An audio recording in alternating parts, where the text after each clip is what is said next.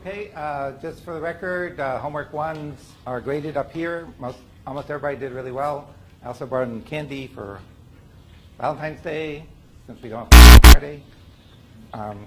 Just a few left, so since there's so many people absent, you probably can have a second one. Okay, so we were talking about menus, which is the current homework, and Jeff was just saying that it's due on Monday. If you have any issues with the assignment, you can email us or he has office hours right after class. Since we were able to get the homework back today, I don't think it'll have any impact on your ability to finish the homework. So we'll be due on Monday as scheduled. If you need to turn it on Wednesday, it's a 10-point penalty, just like always. The next assignment will be about scrolling, and we'll be talking about that on Monday. Okay. Any logistical questions? Okay. So the current topic was menus, and we were just talking about some of the modern additions that have happened since the 1990 videotape. And certainly one of the big differences is the web. And there's an awful lot of different kinds of menuing things on the web. So I was looking at this newest version of the Schneiderman textbook on HCI, and he includes basically everything you can do on the web as a menu. So embedded links in pages, is a set of things you can click on. He counts that as a menu. But certainly in most web pages, there's lots of things that look like menus. So just to pick one, here's a CVS page. And these guys up here, when it finally finishes loading, are kind of like menus. And these are kind of like menus. And these have pullouts, some of which have topics. And all of these, things like that. So there's certainly lots of menu-like things. Almost all pages have this big bunch of clickable links at the bottom, which is kind of like a menu. So very kind of straightforward menu behaviors.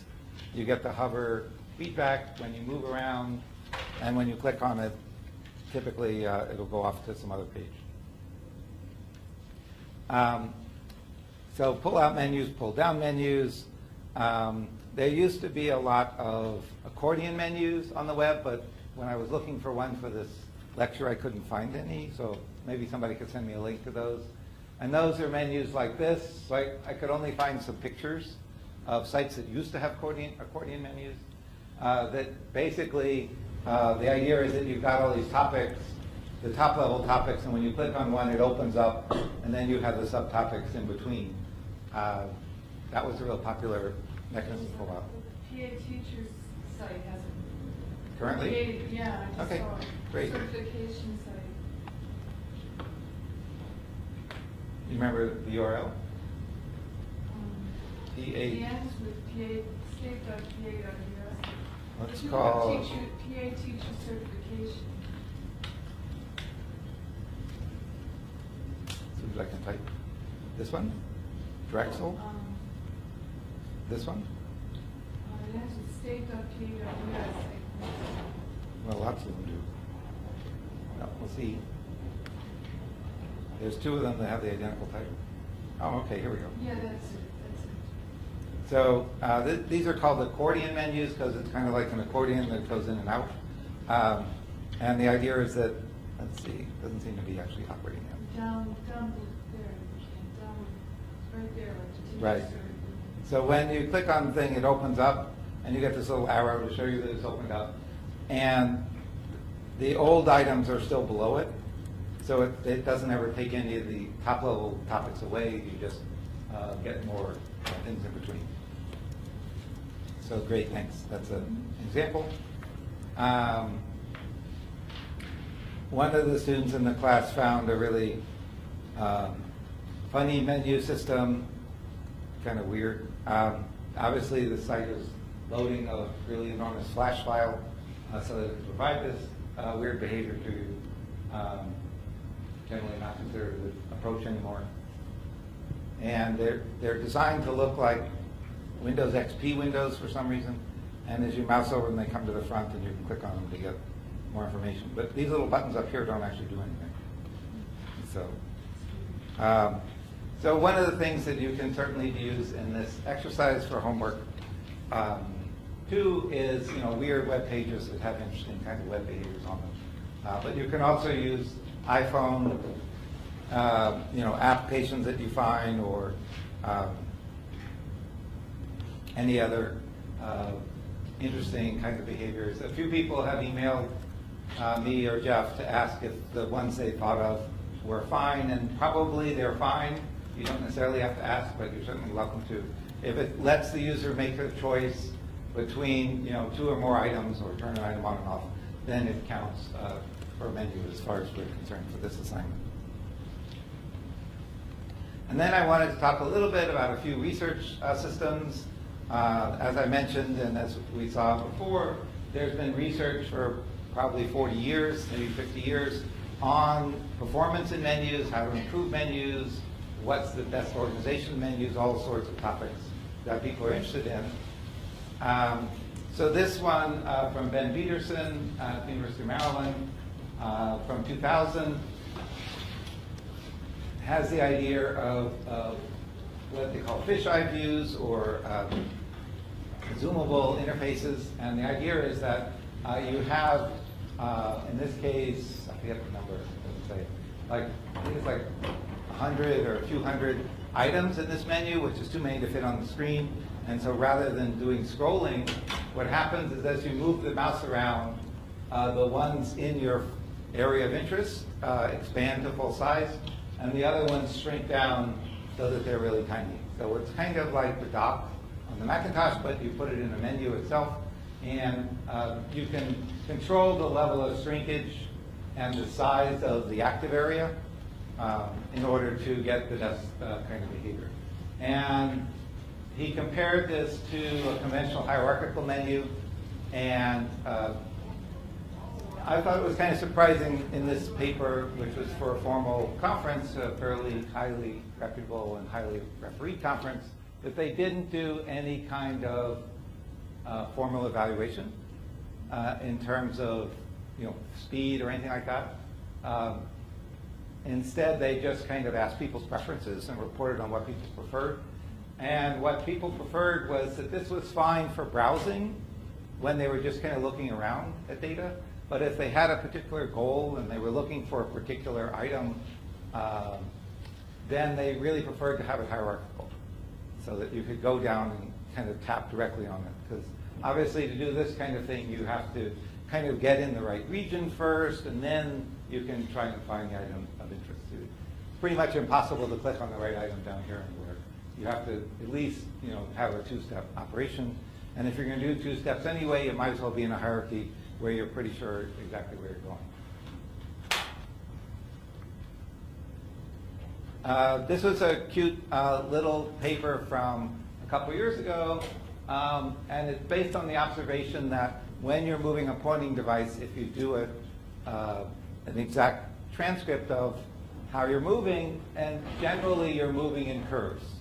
And that's just basically, biometrics of, your elbow's a fixed point and your arm is likely to move in a curve. It turns out that, and this is, we haven't really talked about this in depth, but a mouse, if you remember, I guess it was David Smith was talking about how inaccurate the early mice were, how poorly designed they were, and how they were skipping. I don't know if anybody ever remember using mice with balls in them instead of the optical mice, right? So the balls would get dirty and they would skip, and there were physical sensors that were not as accurate. So there was a lot of problems with them skipping.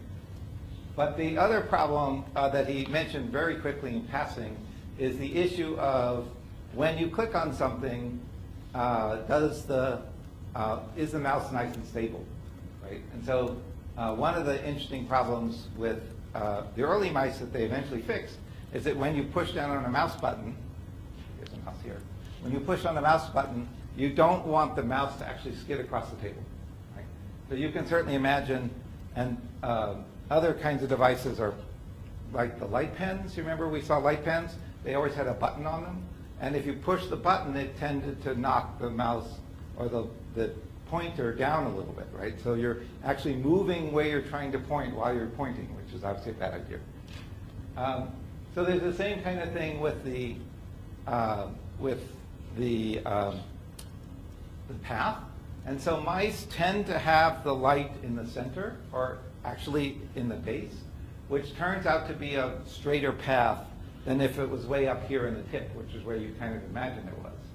Right? So that if you actually look at, because your hand is turning as you're moving for long distances, the base of your hand actually goes in a straighter line than the tip of your hand. So they've moved the sensor part back in mice, so you get less of this kind of behavior than you do with a pen or something else that's out at your fingertips. So if you do this kind of experiment of checking how people are moving in long distances, it tends to be more curvy if you're using a pen or a finger, like on a tablet. Obviously, there's not as much room on an iPhone or on a desktop. So this isn't really as relevant for mice menus, but nowadays we have so many more tablet menus and so forth, maybe it would make more sense to have the menus slanted like you would for and the particular algorithm that this paper reported actually watched your movements over time and adjusted the slant accordingly. So they were dynamically adapting how much slant you got in your menus, so theoretically it was a lot easier to click on things. And again, they just did a preference study and everybody said, wow, that's cute, right? And that's the kind of problem with preference studies, right? Almost everybody thinks something cute or something new is going to be attractive, right? And so if you show somebody something new and something old, they'll almost always say the new thing is cool. And so you haven't really learned anything, right? Would you like to use this? Sure, why not? They don't really have any reason to know whether it's good or not. And so that you can't really do, a formal paper saying, I invented this new technique and I showed it to 10 people and they all said it was cool. And therefore you should accept my paper about it. Or, therefore we should start using this all the time. So that's why you kind of really need more objective performance studies. Or if you're going to do preferences, you have to have kind of a longitudinal, long-term study. Anyway, it was kind of cute, so it was fun to kind of see the idea and see the algorithms for adapting. So this is a kind of a more elaborate paper that was not introducing a new kind of menu, but a new way of designing menus. And so the basic idea here is that you're a menu designer. You're building an application. You're going to add a menu to it. Where should items go in which menus? And some things, if you're going to do cut, copy, and paste, they have to go in the edit menu. Lots of other things, like the bookmarks menu or the tools menu, obviously much more freedom for a designer of what items go in what menus and how far up they are in the menus. And obviously the things nearer the top should be the things you do more often.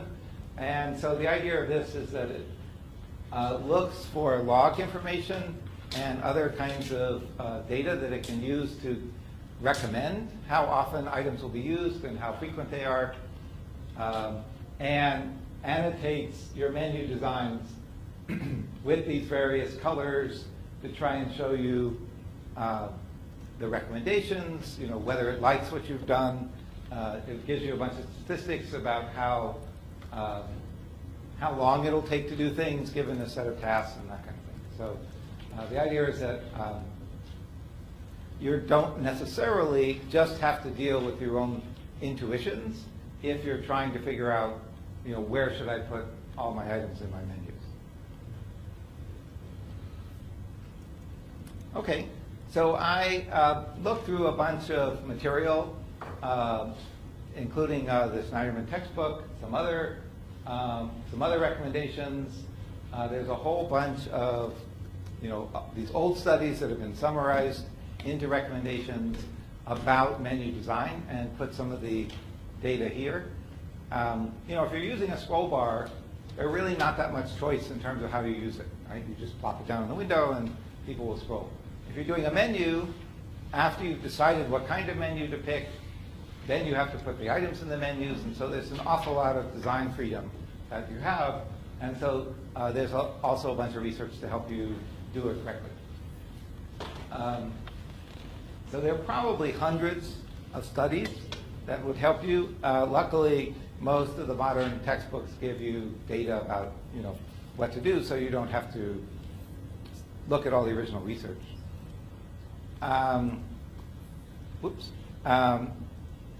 There's this really interesting, enormous guidelines. There's a whole book called The Psychology of Menu Design from 1991 that's all about how to design menus and how to put the content in them. That book is, I guess, out of print, and they put the whole book online, so you can just use it for free. I looked at the newest version of Snyderman's textbook, and it has a 43-page chapter just about design of menus. So again, there's an awful lot of recommendation there. Some of the things are pretty obvious, like the name should be comprehensive and distinctive. Kind of the standard HCI recommendations that many of you have learned in the HCI programs obviously apply to menus. There's a lot of work on what to do about big menus. If you're going to have a hierarchy, how should it be organized? Is it better to have a big, long scrolling menu than a hierarchical menu? Generally, the kind of general recommendation is that it's better to have a hierarchy if you can come up with some logical organization of the content. Right? For states of the United States or countries of the world, you might as well just put them in alphabetical order. But if it's like clothing or things that my supermarket sells, it makes a lot more sense to do a hierarchy.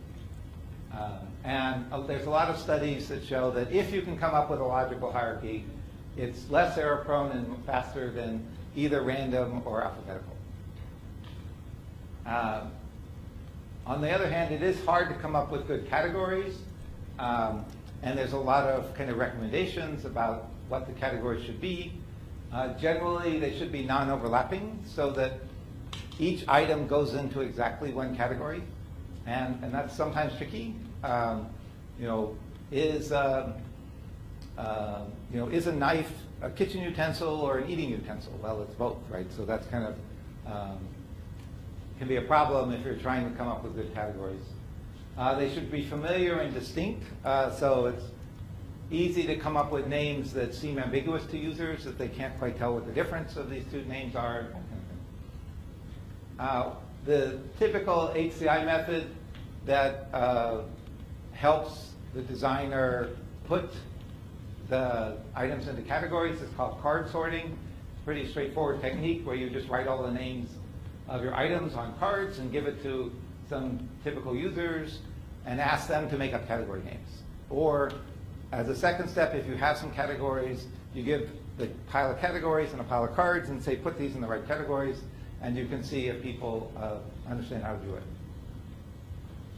Obviously, that works much better when the domain is familiar, when people can figure out what things go where. I'm sure on applications you use a lot, you kind of have memorized where items are in the menus. And so this effect about, it needs to be a hierarchy and it's less error prone than a long list, that effect disappears with familiarity. So eventually people learn the menus that they use a lot. And so as an expert, you can probably move down quickly to where you want in a really long menu, or you can, some shortcuts like typing the first letter and things like that. Menus, certainly the web. One of the reasons it's called the web is because everything's all interconnected. It's not actually a hierarchy, right? A hierarchy means that every point there are choices and you never can get back to where you started. It's also possible to have a graph, which means that the same node can be reached from two different paths, right? And you could imagine a menu that does that too, so that, some particular property is on two different menus if you get there two different ways. It's actually not that unusual. So you might have a shortcut way of getting to something and a long way. And then there's another kind of graph. So graphs are usually can be directed or undirected, or it can be cyclical or not non-cyclical, uncyclical, acyclical, right? So cyclical means if I keep going down this menu, can I ever get back to where I started, right? And you can imagine in the web that happens all the time, right? You go to someplace, you go to someplace, you go to someplace, and you keep going forward, and eventually you end up where you started from, because there are backlinks all over the place, right? So from my page, my home page, I have a link to my resume page, which also links back to my home page. So in a regular menu structure, you wouldn't expect to do that, right? So if you click on edit and you click on some menu somewhere down in edit and you move out to the side and you move out to the side and you keep moving out, you'd never expect to get back to the edit menu. That doesn't make any sense. So typically menus are acyclic, but other kinds of structures like the World Wide Web will be cyclical, where you can get back to where you started. And that's one of the reasons that these hierarchies can get really confusing and people can get lost, in this maze of selections. There's this amazing book in 1986, quite a long time ago. Smith and Mosier gathered together all the guidelines they could find about human factors. And it turned into a 478-page book, which I have in my bookshelves, and now, of course, is on the web. And among the many items are 36 guidelines about menus. Some of them are redundant with what we already talked about. Some of them are outdated. Obviously, from '86, there were still a lot of leftover recommendations based on menu systems from the distant past. Like it says, be sure to let people point at the menu items. Like, who would miss following that one these days? Some are obvious, like you should always show the user what they selected. It should be appropriate feedback, right? So hopefully nobody would make the mistake of not showing people what they selected. But there are lots of others that are still relevant. One of the ones that's different than the ones we've talked about is that items should typically be worded as commands instead of questions. So for example, an item says print, which is something that you're telling the computer to do, as opposed to, do you want to print, right? So you could imagine the menus asking the user a question, and the answer is yes when you click on it. But that's generally confusing, and nowadays pretty much all menus are commands. If you're going to have letter codes, which are called mnemonics or shortcuts, it's better if it's the first letter. Kind of obvious, but if you have a bunch of things to start with the same letter, then that doesn't work out. And these should be consistent.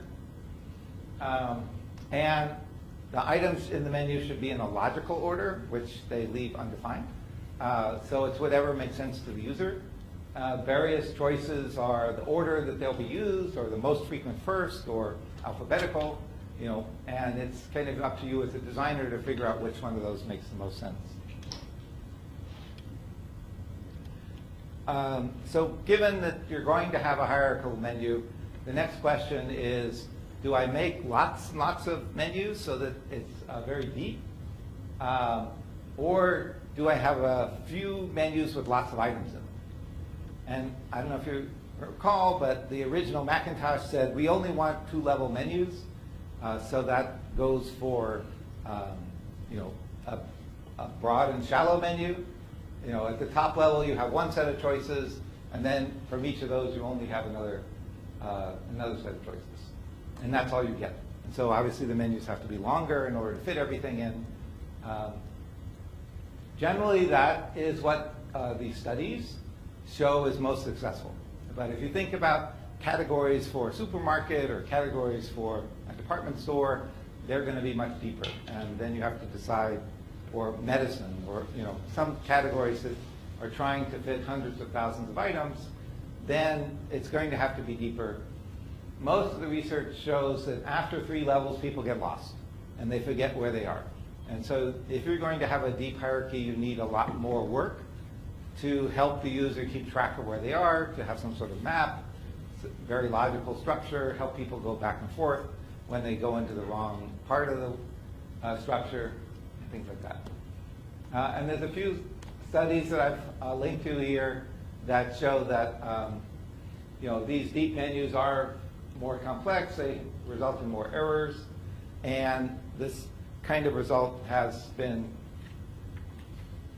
validated for websites, which is why most of the websites you see today have these enormous pop-up menus, like the CBS one we just looked at, that when you go to the first level items, you get this enormous pop-up that covers the whole screen, where they have most of the items in that category, to try and have a shallower kind of design instead of a really deep one. You have a question? Are there comparisons between the menu approach and the filtering approach that you talk about? So the filtering approach, we haven't actually talked about. It's basically the idea that you have a whole bunch of things displayed and then you remove things by saying, oh, I only want things that have this property or that property. Generally, one of the problems with the filtering approach is people forget that the filters apply. And so then they're wondering why they don't see anything. So it's hard to do filtering accurately. Another problem that's very common that also applies to search is you have way too many items, and so you start applying filters, or you have a more specific search, and you end up with no items. So you go from too many to zero, and it's often very hard, with filtering or searching, to design an interface where people can actually get down to the set of items that they care about.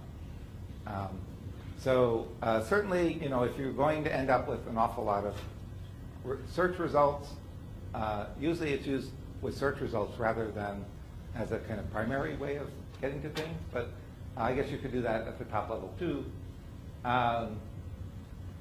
And also, filters tend to be persistent, which is why you end up with this mode problem, where the filter is in effect and people forget that it's in effect, and then they do something else and they are wondering why they don't see any results.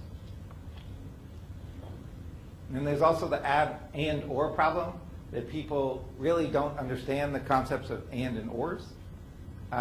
And so if you have two filters in the application, do they both have to be applied to every single item? Or are you looking for items that match one or that match the other one? And so, if I say, okay, so here's a test. All the men and women in the room, raise your hand. Okay?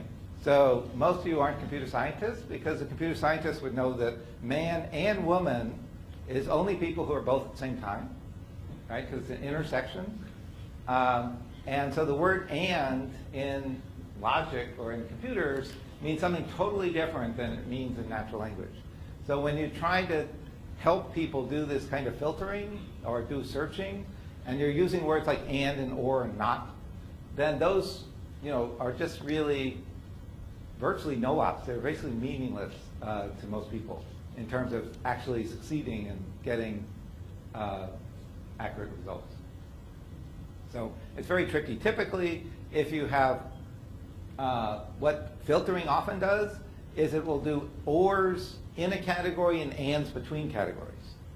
Right? So if I pick $10 to $20 and $20 to $30, obviously there's very few items that are both. Right? So it probably means I want the or of those, whereas if I pick $10 to $20 and $20 to $30 and blue, then I probably want the intersection of the blue things that are also in that price range. As opposed to, I want some blue things, but if they're not blue, then they have to be this price, right? That doesn't make any sense. So you have to, often these sites will do kind of the heuristic items in order to, try and deal with that issue.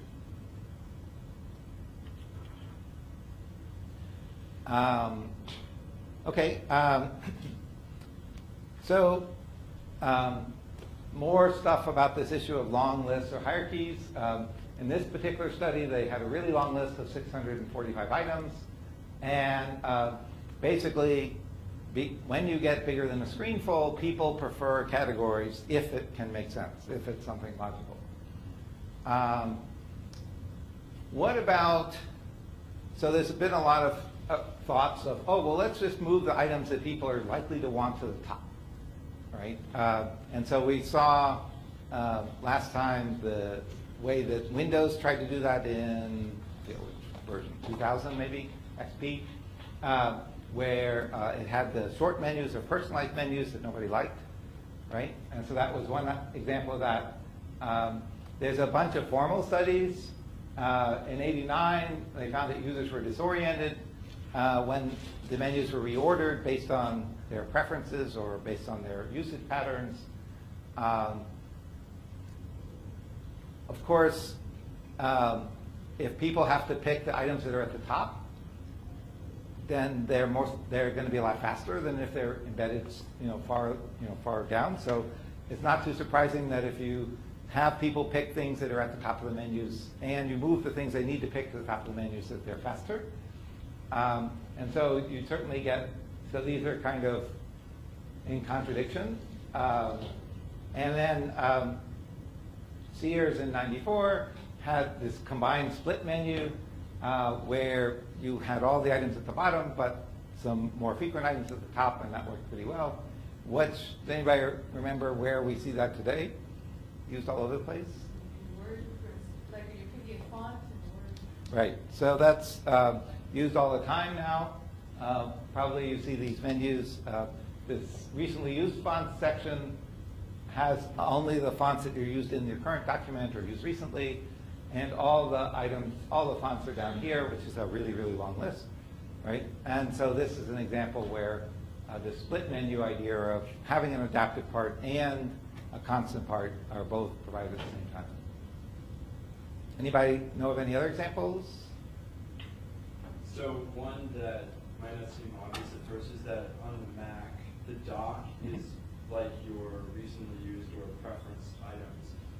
But then if you use like the Launchpad, which was, came out a few years ago, which shows all your apps in one, including what's in the dock. Right. Okay. There's also a lot of browsers now have recently or commonly used pages pop up in the new tabs menu. Yeah. Yeah. Good. You had one? Yeah, I was just going to say when you like search in the browser, like it would search through the cache files first. Yeah. Before Right. it comes. Okay. Yeah. So this idea of, let's give you the, the frequent items in a prominent place, but if you don't want to bother with those, you can always go and find things in the regular place.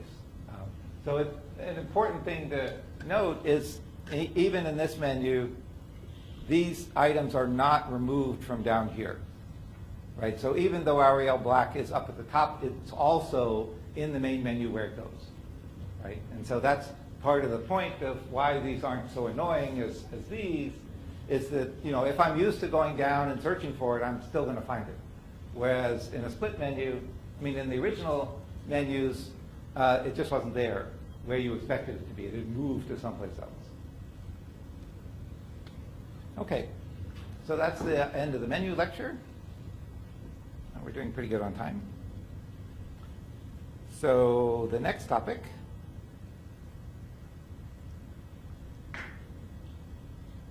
Wake up. Oh, you have to end this one? No. There we go. The next topic is about drawing and selecting graphical objects. So we were talking about, selecting objects in menus. What about selecting objects in a graphics editor? And there's some similarities and some interesting differences. So the first thing we need to talk about is syntax. And Dave Smith brought this up when he was talking about how they designed the star. And syntax is, with respect to operations, is just a matter of where is the operator. Is it first, is it in the middle, or is it after the parameters? So prefix means the operation is always said first. And anytime you're doing a command line kind of stuff, it's always prefix, because you always say what you want to do first. So RM and then the file name. RM means remove, which is the same as delete. So no matter what you're doing in the command line, you always have to say what you want to do first. If I want to move something, delete it, copy it, whatever, that's always first. What are some examples in GUIs and graphical interfaces of a prefix operation? How about somebody in the back? Something where you give the command first and then you say what you want to do with it. Yeah. Insert image. Okay, yeah, that's a good example. You go up to the menu and say insert image, and then it says, okay, what image do you want? And then it pops up an image. And then usually it just plops it somewhere in your window, or it makes you drag out where you want it later, right? So no part of the parameters are done before you say insert image. That's a good example. What else? Can you think of another example? Yeah? There is an option of close all tabs, close all neighboring tabs. So it's like close and then the Right. So that's in some sense there's no parameters. So it could be any of these. It's hard to tell where it is, right? If there's no parameters, close all the tabs. It just closes everything, right?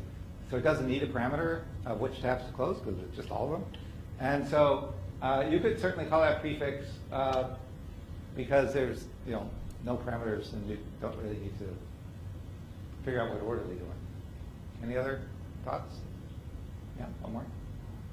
AutoCAD, when you're drawing an arc or a circle, you might click and insert it here and then the prompt to insert the equations. Okay. So in AutoCAD, there are prefix commands where it prompts you for the parameters in the right order. Okay. So postfix says all the parameters have to be first. Okay. And then the last thing you say is the operation. And the most typical example is delete, where you select an object and then you hit the delete key. Right? There are no more parameters. Everything that the delete needs to know was specified before you told it what you wanted to do. And when you're selecting objects, you could have done anything else, right? It's not the case that the selecting has anything to do with deleting. You could select and recolor or whatever. So delete is the last part of the operation. In old days, like we saw in the star, and I guess the star was postfix, but in systems that were even before the star, you would actually hit the delete operation and say, okay, now I'm in delete mode. Let me go click on things I want to delete. So like in Sketchpad would work that way. Right? So there wasn't any notion of selection in Sketchpad. So you would just go into delete mode by using a switch and then point to things you wanted to delete. And the problem with that, of course, as Dave Smith brought up, is that the accuracy of selection was fairly low. And so you want to make sure that you can select as many times as you want before you do something as destructive as delete. So what are some other examples of postfix operations? Yeah. Grouping, right? Select, select, select. Okay, make this into a group. That's a good one. What else? Something that takes parameters that aren't just objects. Something that takes some other kind of parameters. What? Sending an email. Sending an email? Sure, yeah. So you've got the email in your window, you hit the send button, and it goes off, and the parameters are the email and who it's going to, and all that is already pre-specified in the email message. And you have one more? I was going to say close. It's kind of close. Yeah, close, yeah. The one I was thinking of was like recolor or change color, right? So you typically will pick a color in the palette, and that changes the color of the thing that you want. And so, changing the color command is the, I guess actually that there are cases where that's an infix operator though. So infix is obviously the case where the operator's in the middle, like 4 plus 5 is an example from arithmetic, right? And that's not as common in graphical interfaces, but there are one. I just mentioned the idea of changing the color. So select objects, change color, here's the color I want, right? So the change color command is in the middle. I'm thinking like, if I click here, that will be prefix because it already had the parameter, but if I click here, then I have to give the color next, right? So that was this object, change color, this color, and that's an example of an infix command. So what are some other ones that are infix in modern systems?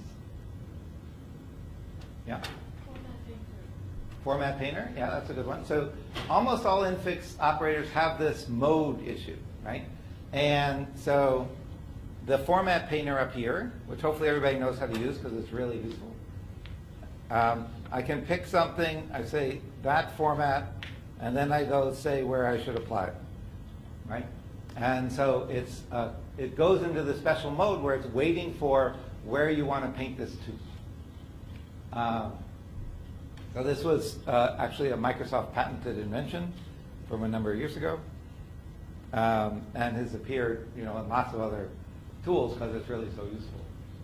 It has a really interesting and negative impact or interaction with some other selection mechanisms. So it doesn't work very well in PowerPoint, but in Word, I don't know if you remember from, oops, this is somebody's homework. Well, in Word, dating back to what we heard from the STAR and some of the older systems, you can click to move the cursor, you can double click to select by word, and you can triple click to select by line or sentence. Everybody knew that behavior. And the other point is that if I double click and hold down, then I can extend the selection, and again it's by word. Okay, so if I want to paint something to something else, I'm in this, okay, where do you want to paint this to mode, right? And my very first click is going to tell it where I want to paint it to. And so there's no way to double click to say I want to paint this to a word. There's no way to triple click and say I want to paint this to a sentence, right? Because there's this bad interaction between the format painter and the modes that you need to get into to do that, and this idea of single clicking, double clicking, and multi-clicking. Yeah? I think some other applications solve this by introducing a format clipboard. So you do the same way. Yeah. So there's sometimes on the paste menu, there's paste special, which includes paste formats. And so Excel has that, for example. And so it's basically the same idea that you can do this in 2 steps and not get into this mode. It's exactly what Larry Kessler was talking about how you avoid modes using copy and paste. Yeah? You could very simply just drag it. Right. And so there are alternatives. So one of the ways that this gets around it is that, let's see if we're still in mode. Yeah. That if I click a single place, well, I didn't do it right. If I click a single place, it actually does the whole word, right? And so basically it's saying, well, we know you can't double click, and it's really hard to drag out the word.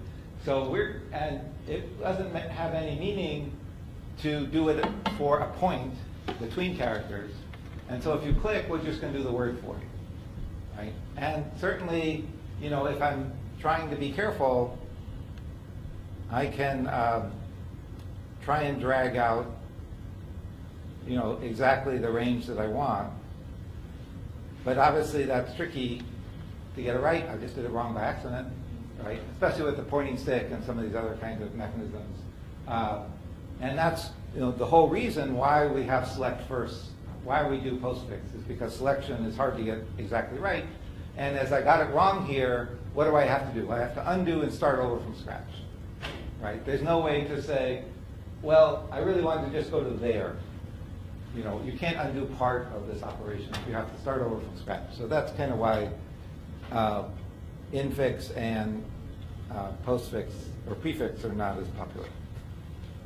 So there's one more really common GUI version of infix that we haven't mentioned yet. Yeah? Like on the iPhone, you click and hold the icon and then everything's shaking. Yeah, that's a good example. So on the icon for reorder, on the iPhone for reorder, the icons, if you press and hold on a particular icon, that goes into a mode where you can then rearrange. And so you can say, this icon, rearrange it to here. Right? Okay, what's one on a desktop that's actually existed for a very long time that's infix? Yeah. Okay, so in printing, it pops up a dialog box and you specify a bunch of parameters. So that's a good example. Anyway, the one I was going for is drag and drop, right? Because in drag and drop, you're always saying this item, move it, and then you're saying to where, or do this operation on. And so, things like, just all the things on the desktop, whereas if I drag this into a folder, something will happen. If I drag it to the trash can, it'll be deleted, right? So all drag and drop operations are infix in the sense of this object, moving it to this other place. And just like all other infix operators, it's really tricky if you get the destination incorrect. And so, like, the way I use my email is that I'm a folderizer. Apparently, people in the world are divided about whether they leave all their email in their inbox or they folderize it. And I'm a folderizer. And so I'm always dragging my items into folders. And as you can imagine, it's pretty easy to drop it into the wrong folder by accident. Right? And when you drag and drop things incorrectly, again, the only way to fix that is to start over. Right? So I have to undo, go find it again, and then try and drag it into the right place. Right? Whereas with any kind of postfix operation, you can carefully select where all the parameters, and then say go when you're sure you have things the right way. Okay, so that's the big issue with operations on objects.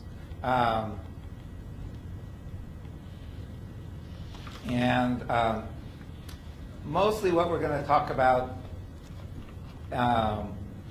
in this one is selecting objects as opposed to like selecting the number of copies for printing. That's a totally different way we're not going to talk about very much. But the early character terminals, so this is specifically about selecting text, and we heard a lot from Larry Tesler about this. The early terminals before he came around, mostly selected characters by reverse videoing them or underlining them. And so the blinking cursor was either on a character or in a space. And there was always a certain amount of ambiguity of when I type something, does it go before or after the selected character? Right? So this isn't pending delete, right? Is the new character I type going to go after the P or after the space after the P? Right? And so his invention was to make it in between the characters. And that was actually not at all common. So Bravo, unfortunately I don't have a good picture. It's even worse up there. Hopefully you watched the video. The character that's selected is always underlined. The cursor was an underline of the selected character. And so actually there were two commands, insert and append. And insert put it at the left of the cursor, and append put it at the right of the cursor. Right? And so that, it's kind of weird that you have to remember which end of the cursor you want to put things in order to know what you're going to do. And it had a variety of ways of selecting. The left mouse button selected the character, the middle mouse button selected a word, and the right mouse button extended. So nothing like what we do today. Right? So this is quite different. What is like what we do today is that you could click in the margin over here, and that would select whole lines, like that. And if you use different mouse buttons, you would get either the line or the paragraph that you were pointing to. So we heard Larry Kessler talk about the invention of his kind of editing, and the idea that when you click, the cursor actually goes between characters. And in the early Smalltalk system, it was a little caret. Caret's like an upside down V. And it was put way down here below the line. So this is the word Smalltalk, and the caret's below the line. So one click would put the caret in, 2 clicks would select the word, 3 clicks would select the line. No. The second click would select the word. If you wanted to select the line, you actually had to go to the end of the, or the beginning of the line and click there. So they didn't have a triple click or anything more than that. And if you wanted to select the whole document, you had to scroll to the beginning or the end of the document and then do multiple clicks at that point. He invented this idea of using the Shift key instead of using a different mouse button as a way of extending the selection, which is now what we expect. I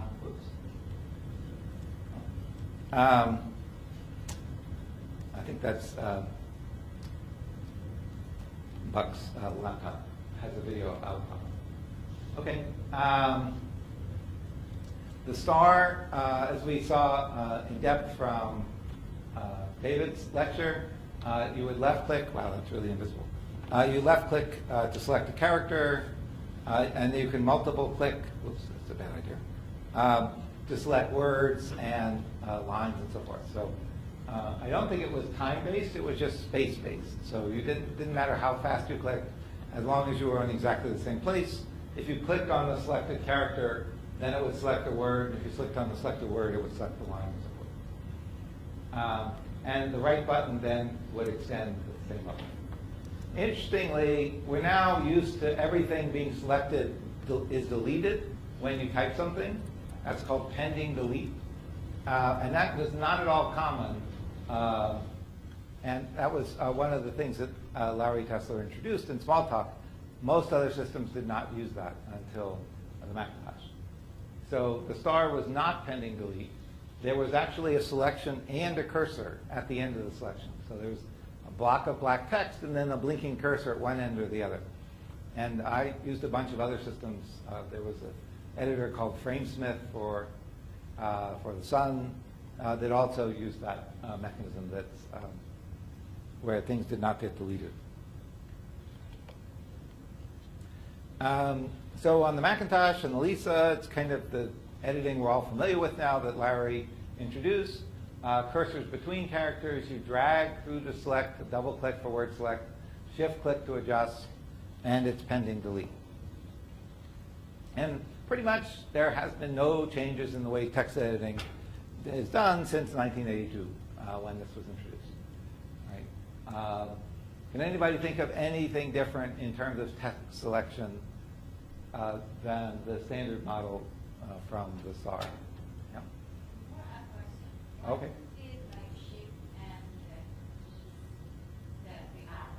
Yeah.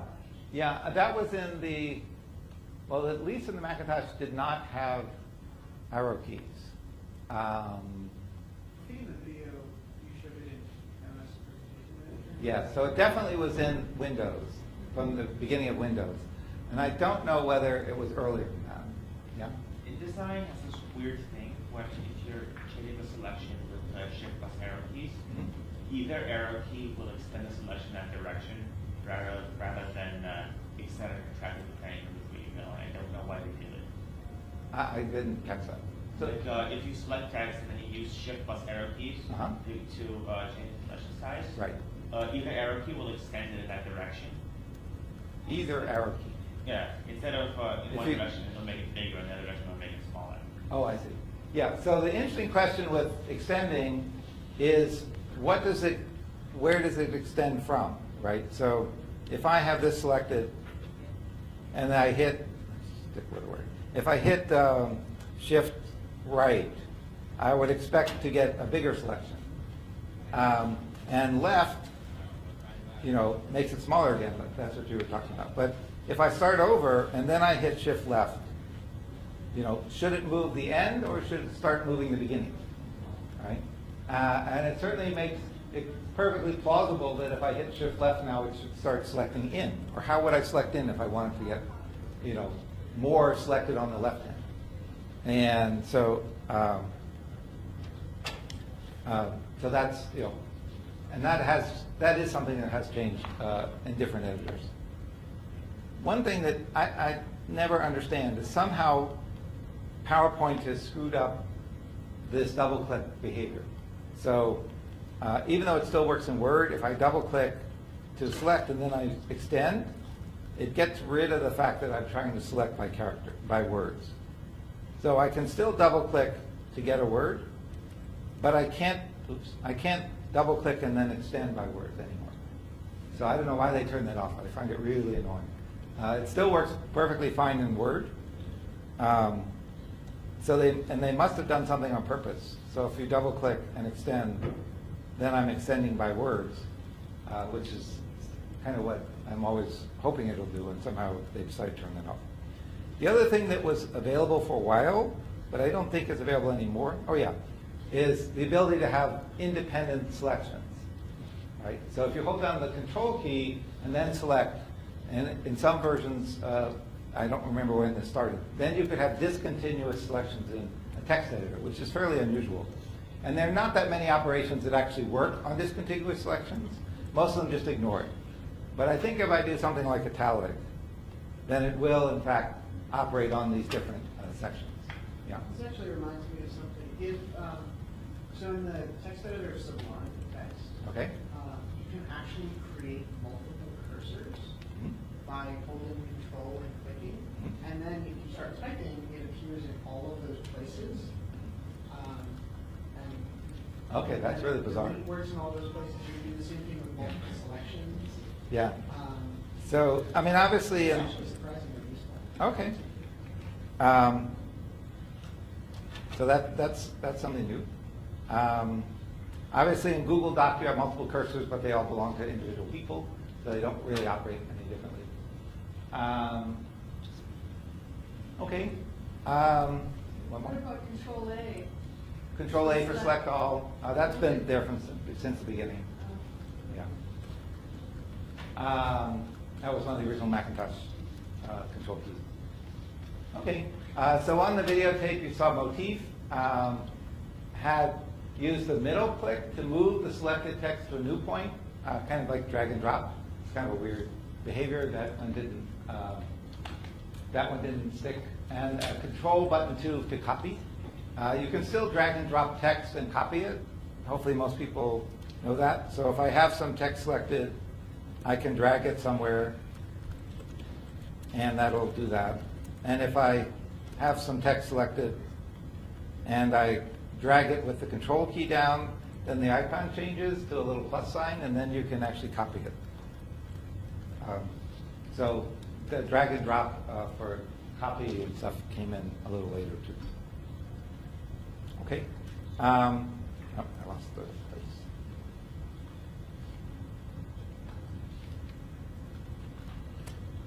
Any other? So we're actually going to talk about text entry and editing a lot later.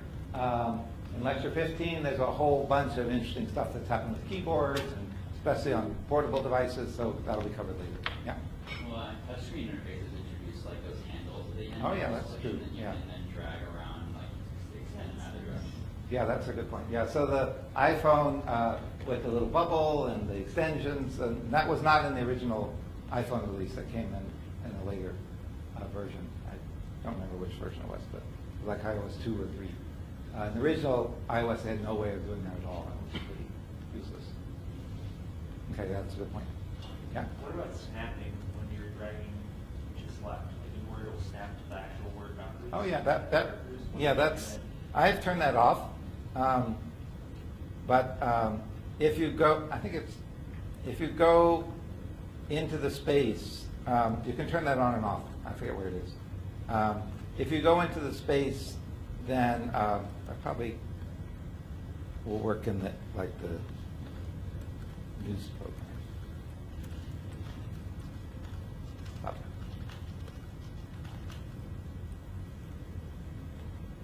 Yeah. So if you go past a space, then Smart selects the word. So as I go into the space, it's going to select the word. And then as a further augmentation, if I go back and say, no, I didn't want that, then the next time I do it, it'll say, okay, never mind. All right? There's kind of two levels of adaptation that's going on here, right? It's helping you select a word, but then if you try and tell it, oh, it's not what I really wanted, then that turns that off for you. So that's a good point. Okay.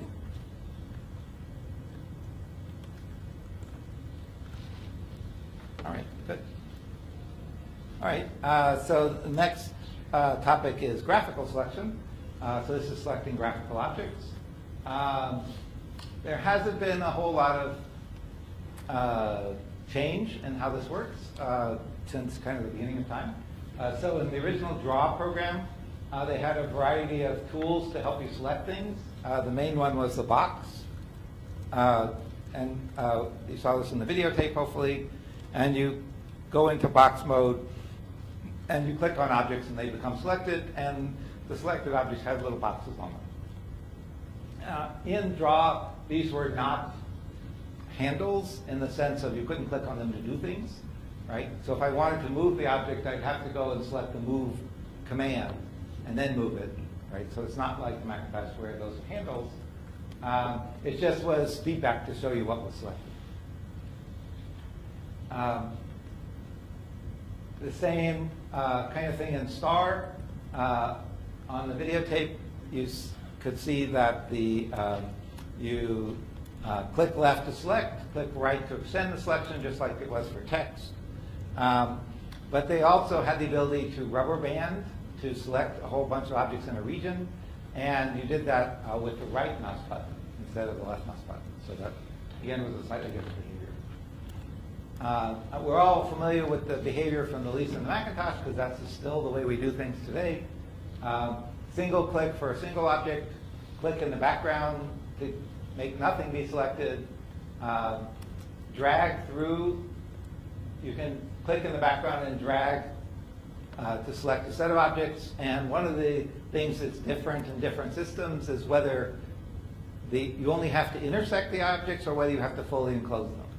So some of the behaviors are, as soon as I intersect an object, if I just intersect this a little bit, it'll be selected. In other ones, I have to have it fully enclosed. And in the Macintosh, it's fully enclosed. Other graphics editors are you just have to touch it. You can shift click or shift drag, and that actually toggles in the selection set. So that's a little bit different in that if it's selected, it becomes deselected, and if it's not selected, it becomes selected. So if you have a variety of things selected and unselected, you end up toggling the whole selection set, which is usually pretty useless. Graphic objects and icons work pretty much the same way, except they have totally different feedback. The graphical objects get handles, and icons just get reverse video. There's this really cool lasso tool that was introduced with MacPaint that highlights the selected objects by flickering. And I couldn't capture that in a still picture, but it's kind of cool to see. And that was kind of the first use of this kind of animation effect to show the selection. It was very effective, and it helps you really understand what you got selected. And different from text, right, is with graphical objects on the Macintosh, and this is another way they differed from the STAR and the draw program and other programs, is in text, of course, I can start on one object and keep my mouse down and go to other objects in order to select a set of things. But you can't do that for graphical objects, because if I press down here and start moving, I'm dragging this object, right? And so you can't, it's kind of an inconsistency that with text you can press down and drag, but with graphical objects you cannot press down and drag in order to select different things. And so dragging and dropping text works totally differently than dragging and dropping graphical objects. Most people by this time have just gotten so used to it that you don't think of that as an inconsistency, but they really work totally differently. So graphical editing generally follows the tool metaphor, and we talked about postfix, infix, and prefix. Which is the tool metaphor? Prefix, right? So in all of these cases, I say what I want to do, and then I say where, or to what object, right? So I say, I want a new circle, and here's where it goes, click, click, right? And so you're always picking the tool first, and then what it applies to, yeah? So when you draw a rectangle, if you draw a rectangle and you hold down shift, then it's a complete square. So holding down shift, is that like a prefix to the drag or an infix to the square? Right, and you have to hold the shift down before you click, right? So it's certainly not. No, just like anytime Right. you drag and you press shift, then it will like square up. Right, that's true. I don't know. It's I guess you could say it's flexible where the make it square command goes, right? Because it can go at various points in the operation. So you could say rectangle, square it with the shift key down, and then click, click. Can you say, suppose you say, well, we can just try it, right? If I just do it randomly, then I can do an arbitrary one. And if I hold the shift key down, then it wants to be square. So it has to be done before the final position in this case. So it would be, I guess, infix, right? But it's actually it's a parameter to the kind of rectangle you want. So it's a rectangle, origin, square it, other point, right? So it's kind of a modifier, if you will, on the rectangle command. Get rid of those.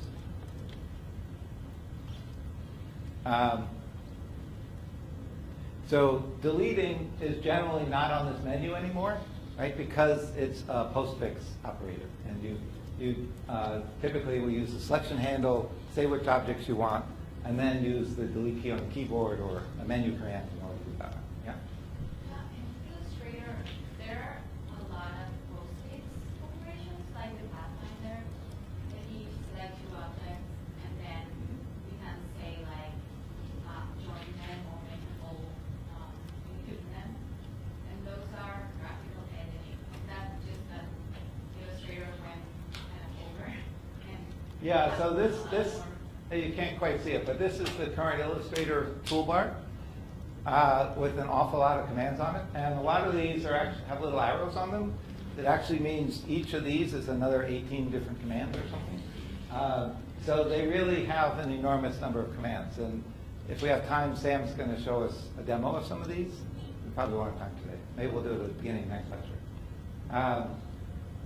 So the idea is that this is a professional tool, and often you, as a designer, have a lot more requirements on where you want your objects or how you want them drawn carefully. And so you might want to say, I don't want to draw a circle by drawing the bounding box. I want a circle by drawing the center and the radius. Or I want a circle that starts here and is tangent to this other object. And so a lot of these tools let you do things in a much more well-defined way, and CAD/CAM systems are similar. Yeah. just noticed that actually like one palette has more prefix operations and the other one has like multiples. Okay. Well, that's a logical way of organizing them. I didn't actually know that. But on the first, the one that's not logical is the color. Whenever the colors can be postfix, they're underneath that master of all those prefix, and then the color, and then I think, well, the next one's going to be red, but it changes when I'm already on. Right. Yeah. And so there's this confusion with color changing and some of the other modal things about what it applies to, right? And so basically this one widget is serving two functions. And in a conventional drawing program, which is not true for PowerPoint, you can pick, where did all those guys go? Here. So in PowerPoint, there's no way to pick what color this is going to be before you draw it. It's always going to be orange or whatever it is. And then I can change its color later using this widget. But in most drawing programs, this widget both controls the color of the selected object and the color of the next object that you're going to draw.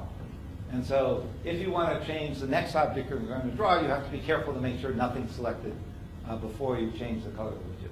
It could be two totally separate widgets, but that would have its own confusions. So there is, and this it's basically a mode error. Larry Tesler was talking about how people make mode errors all the time. And the mode here is whether I have something selected or not, or what color I'm in, right? And so basically, you're making the, I have something selected when I didn't really mean to have something selected, mode error, when you're trying to change colors of the next operation instead of the current operation. Okay? So just in the, to save a little time, we'll have some demonstrations of some more these elaborate Illustrator-style ways of doing things at the beginning of the next lecture. So what about changing graphical objects? Draw was infix. They had the selected objects, and then you would pick the type of transformation. And so it was very mathematical. If you saw the videotape, you would have to do an affine transformation with 3 clicks or 6 clicks, or it was really only a computer scientist would think that was a useful way of doing it. You defined a transformation vector, and so you said, go from here to here to here to here, and it's like, and star, you had the selected object and you'd click for where you wanted it to go, which is a little better, but it still was not like you got to drag it there. You could get a little bit of immediate feedback if you tried to stretch or magnify objects, but the machines really weren't quite fast enough to do this in real time. So that's one of the reasons that they do it. And the Macintosh introduced the kind of things that we're all used to, where you have handles, and you press and drag the handles for sizing. And you could press anywhere in the object to move it, and that really was not the way previous systems had done it. So that is another innovation of the Macintosh and Lisa. On the video is this example of snapping, but obviously snapping is a fairly standard kind of behavior that had existed for a long time. It's interesting to think about the parameters for moving and growing. And it turns out that these are amazingly complicated operations if you've ever tried to implement them yourself. And I have, so I can tell you that there are an awful lot of parameters when you're trying to move and grow something. So first of all, even though rectangle kind of things and line things both have these handles on them, they operate entirely differently, right? So if you click on one of the handles on a box-like thing, right, then it's going to stretch or shrink along that dimension. So I'm sure everybody's familiar with it. I don't. But this one is only going to go back and forth, and if I go up and down, it's going to ignore that, right? But if I have a line, then this clicking on the endpoint lets me move it anywhere, including over here. Okay. Notice that another parameter is whether the object itself moves, is dragged around. So whether you're actually dragging the real object or you're dragging what's called the interim feedback. So in the original Macintosh, it was just a line that showed you the bounding box of the object because it wasn't fast enough to do anything else. But nowadays, we get this shadowy kind of thing. So if I drag this guy around, I get kind of something that's the same color and the same size, but it doesn't have a text in it and things like that, right? So, and then if I drop it, then it'll go where I put it. And same thing true with lines. The original line stays there, and I get the shadow that moves around. So that's called interim feedback. Another parameter I didn't mention here, here, is whether you can abort the operation if you've started it, right? And so who knows how to abort operations once you've started them on the PC?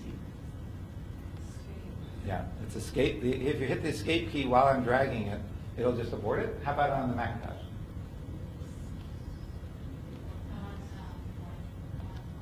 Is it escape or command dot? It's also escape. Also escape. Try command dot. I think that probably works too. A lot of app programs use right click Right click to abort. while you're doing something, Okay. So, which can be really awkward sometimes. well, it actually does abort on the PC, but it does it by popping up this menu. And I guess it just gets in a really complicated state. Yeah. Okay. So another interesting issue is gridding, which is actually a big topic.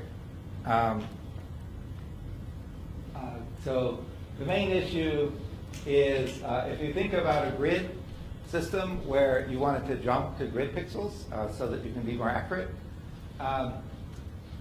where is the origin of the grid? You know, is it in the upper left corner of the window? Is it in the upper left corner of the current object that you're working on? Of the whole scene, you know, that kind of thing. So that's the origin issue. The next issue is it the same grid for the origin and the width, right? So if you are defining the lower right corner, is that on the grid or next to the grid? And the issue is whether you expect objects to overlap or not, right? And so if I have a grid of 4, so that would be 0, and then where would the right be if I want it to be 1 unit, right? So would it be on the 4, which means that 1, 2, 3, 4, that the size would be 5, right? Is that right? No, it would be on. Anyway, so you can see that there's this plus or minus 1 issue with whether the left and the right are on the grid. And so if these two guys were drawn on the grid, and so the middle line actually overlaps because they're in the same place. And some systems would do it that way, and some systems would do it the other way, so that the size of the object is actually on the grid rather than the right edge. So that's another kind of complexity. And also, you may wonder, if you have a grid, does it matter where you click on the object, right? So is it the mouse cursor that is moving to the grid point, or is it the upper left corner of the object? And so that's another thing that you have to decide. Typically, you'd want the object on the grid independent of where in the object you were clicking. If you have a grid or a size thing, is there a minimum size? You know, so can I get this to be 0 size? And if so, do you just delete it, or do you leave these 0 size things on the screen, which tend to be pretty hard to select, right? Because they have no width. And you know, if you don't do your math correctly, and if you're not careful, you end up with divide by 0 errors all over the place, right? Because you have 0 width objects, which are generally not supported. But many systems, including PowerPoint, will actually let you get 0 size objects on the screen. And then the question is, what happens if I go this way? Who knows what's going to happen? It actually turns over. It becomes upside down, right? And that's maybe not what you'd expect. Same thing but with this guy. It turns it upside down the other way, right? So it's not even a mirror. No, this was flipping it up, right? The mirror goes the other way. You can mirror it this way. Nope, that didn't work. Maybe you have to do it from this one. Anyway, you can see that there's some complexities with, you know, what happens when you get to the other side. Most windows, you know, if I'm changing the window size, most windows will have a minimum size and not let me flip it over, right? So it says a minimum, and if I get smaller, it says you just can't do that, right? So that windows don't flip over when you go to the upper left, but graphical objects will often do something weird, like this. Okay, so I guess we'll stop there. We just have a couple more, I guess a few more things on this topic. We'll have a few demos, and then we'll move on to scrolling, which is the topic of your next homework.